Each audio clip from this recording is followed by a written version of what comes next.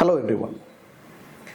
Very recently on 23/1/2026 நம்ம தமிழக அரசு ஒரு அறிவிப்பை வெளியிட்டாங்க. அதாவது எந்த ஒரு பத்திரப்பதிவுக்கு நீங்க போற மாதிரி இருந்தாலும் அதனுடைய முந்தைய ஆவணத்தின் அசலை சப் ரெஜிஸ்ட்ராரிடம் ப்ரொடியூஸ் பண்ணி அதை சப் ரெஜிஸ்ட்ரார் வெரிஃபை பண்ணினதுக்கு பின்னிட்டு தான் எந்த ஒரு ஆவணப்பதிவாக இருந்தாலும் மேற்கொள்ள வேண்டும் அப்படின்னு சொல்லி ஒரு அரசாணையை வெளியிட்டாங்க. அதன்படி section 34 of the registration act 1908 amend பண்ணி புதுசா section 34C of the registration ஆக்டை நம்ம கவர்மெண்ட் இன்ட்ரடியூஸ் பண்ணியிருக்காங்க. அந்த section 34C of the registration act என்ன சொல்லுது அப்படின்னா, எந்த ஒரு ஆவணப்பதிவுக்கு போனாலும் அதன் முந்தைய ஆவணத்தின் அசல் ஆவணம் ப்ரொடியூஸ் பண்ண வேண்டும் அப்படின்னு ஒரு முக்கியமான விதியை சொல்றாங்க. அதுக்கு ஏதாவது எக்ஸெப்ஷன்ஸ் இருக்குதா? Are there any exceptions to the same? இல்லை இது எல்லா ஆவணங்களுக்கும் பொருந்துமா அப்படின்னா எல்லா ஆவணங்களுக்கும் பொருந்தாது.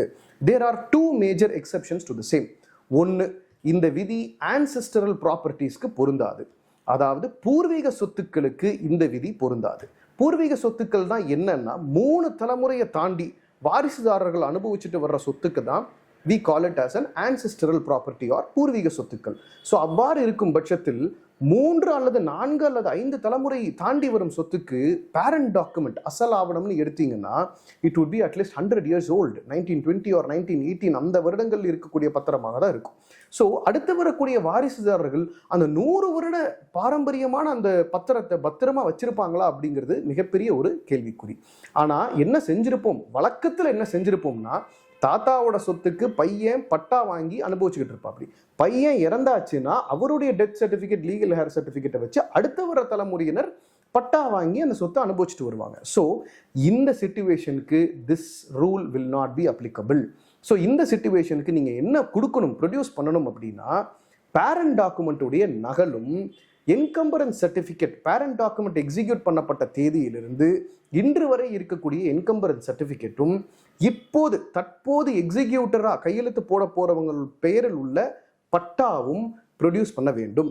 அதை விட ரொம்ப முக்கியமா நீங்க என்ன ப்ரொடியூஸ் பண்ணணும்னா, இது ஆன்செஸ்ட்ரல் ப்ராப்பர்ட்டி தான் அப்படிங்கிறத ஊர்ஜிதப்படுத்துறதுக்கு உங்கள் மூதாதையர்களுடைய இறப்பு சான்றிதழும் வாரிசு சான்றிதழும், அதாவது death and legal heir certificate of your predecessors has to be produced to ensure that the property is an ancestral character.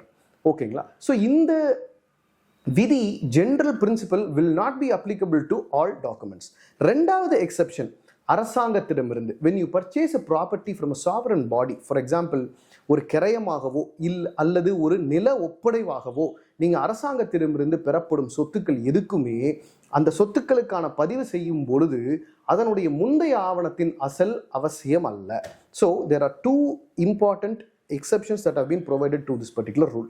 So any act or a rule புதுசா ஒரு அறிவிப்பு அரசாங்கம் வெளியிடும் பொழுது அந்த ஃபேஸ் ஆஃப் இட் முதல் வரியை மட்டும் படித்துக்கொண்டு இன்டர்பிரட் பண்றது மிகவும் தவறான ஒரு செயல். ஸோ இந்த விதி எல்லா இடத்துக்கும் பொருந்தாது. எந்த விதியாக இருந்தாலும் there will be exceptions to the same.